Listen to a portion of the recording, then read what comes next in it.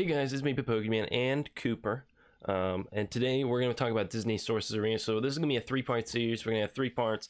One, where I talk about what Disney Sorcerer Arena does better than Marvel Strike Force. Another, where I talk about what Marvel Strike Force does better than Disney Sorcerer Arena. And the final one, where I talk about which game I feel is better. But today we're going to be talking about what I think Disney Sorcerer Arena does better than Marvel Strike Force. There's going to be 6 big things I want to talk about today.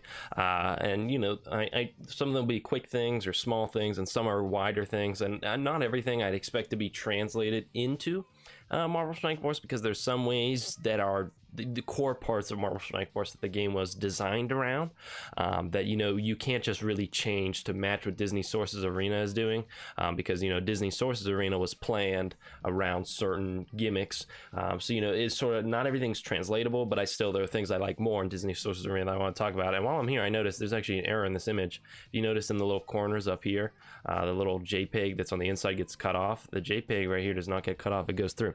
But anyways, first thing I did not get to unlocking, but I just couldn't play the game anymore. It might spoil which game I think is better, but I couldn't play it enough to unlock the live PvP arena. But it's live PvP. There's not much to really talk about here. It's pretty self-explanatory. It's okay I didn't unlock it because you know how it works. Essentially it'd be like Marvel Strike Force PvP, except you go in with a team preset, and then you go against somebody else who picked their team ahead of time, and then you live PvP and you're fighting for rankings, and then you get rewards based on that. I think it's incredible. That's what I want to see happen with live PvP in Marvel Strike Force. I think that is something that could come to Marvel Strike Force eventually. So just something I like in this game that I want to see come. Next, I want to talk about the fact that, so say this is the campaign essentially in the game. It's a little, I don't know, it's a little confusing to look at, but essentially these are different nodes. It's not too unsimilar from Marvel Strike Forces, but if you're running some nodes, like say you wanted gear on this one, there's no limit to the amount of times you can run this node, which is pretty awesome.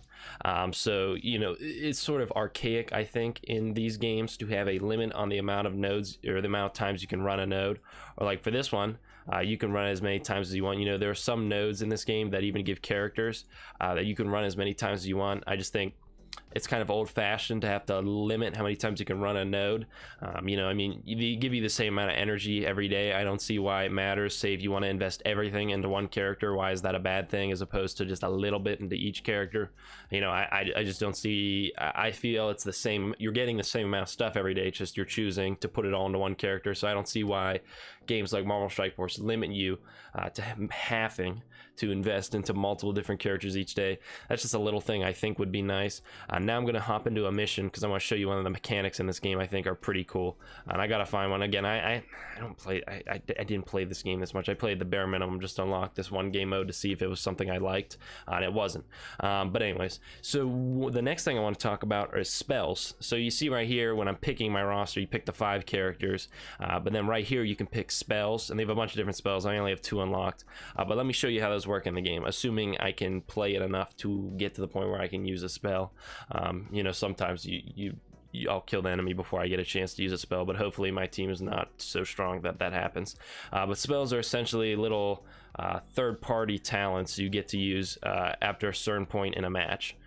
So the way it works is you sort of charge up energy for your spells, as you can see right there, throughout the match, and after a certain point then you can use a spell, and then it does a bunch of bonus effects, like it can summon in an extra character, deals a huge AoE, stuff like that.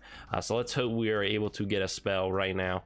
Hopefully these guys do not die so quick that we are not able to use a spell. Alright, so we're going to keep going. I'm just going to skip forward to the point where I actually use a spell. Alright, so we're to the point where I can use a spell. So essentially now it works is when it's fully charged, I can summon in this character right here. It's a whole other character that joins the team. And essentially now this character is going to get its own turn. And this character actually is kind of similar to Black Panther. He only has 1 skill, but if he kills somebody, he actually gets to go again. So just really cool. Spells add a little bit of diversity to this game, especially when it has, like, here's the AoE. So it's just a big AoE.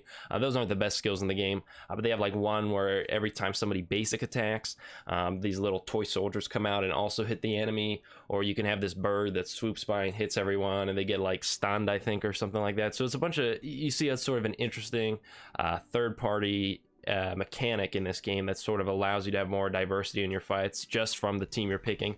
I don't think something like this could be put directly into Marvel Strike Force, because I think something like that, I mean, it really shakes up the way the game occurs. You know, you couldn't just add in an extra spell. The game's not balanced around that. So I don't know if it's something I want to see come to Marvel Strike Force. You know, maybe they could add something like that in Alliance Wars, where you can have spells you use during a match or something like that. Like in very specific modes, there could be spells. But it's just an interesting mechanic that I wanted to talk about in Disney Sorcerer's Arena, because I think it is I think it makes some battles a little more compelling.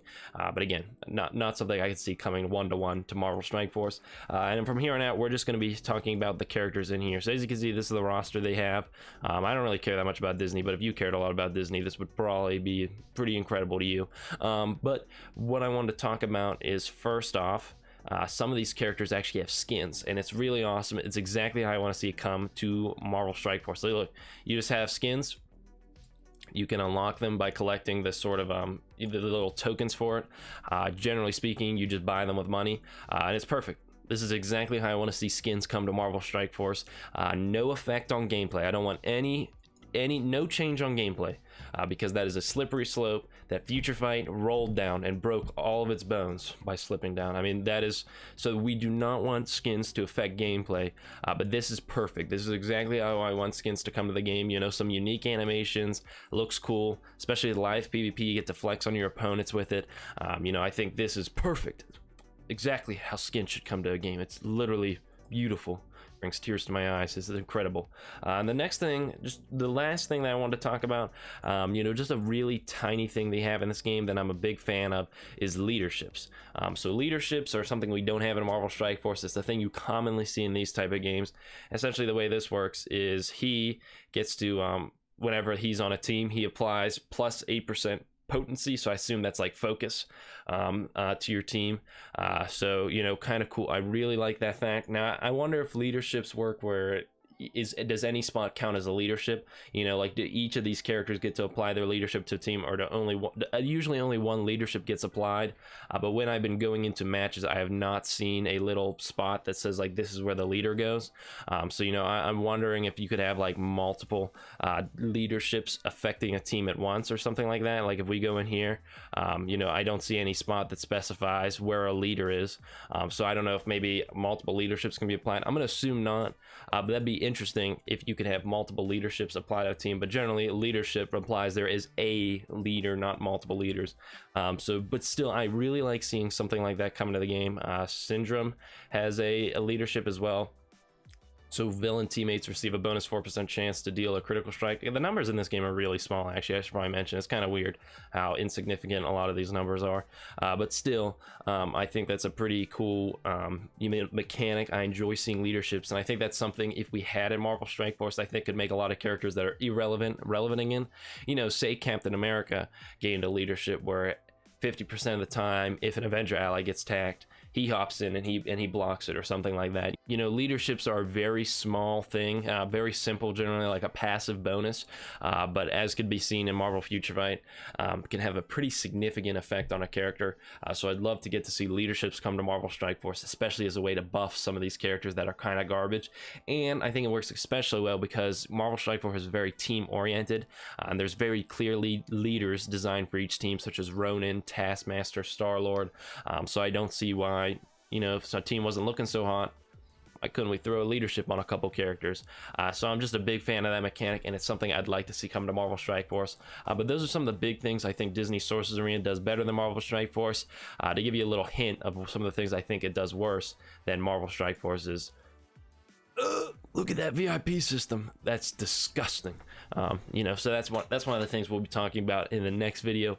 But I certainly think Disney Sorcerer's Arena brings some unique ideas to the table, and I just wanted to take a video to talk about what I'm thinking Disney Sorcerer's Arena does better than Marvel Strike Force. But with that being said, you know, what do I really know? Because I am only an 18-year-old. Make sure to comment down below. Let me know what you guys think is the best aspect about Disney Sorcerer's Arena if you gave it a try. With that being said, I'll see you guys in the next video. Signing off, everyone.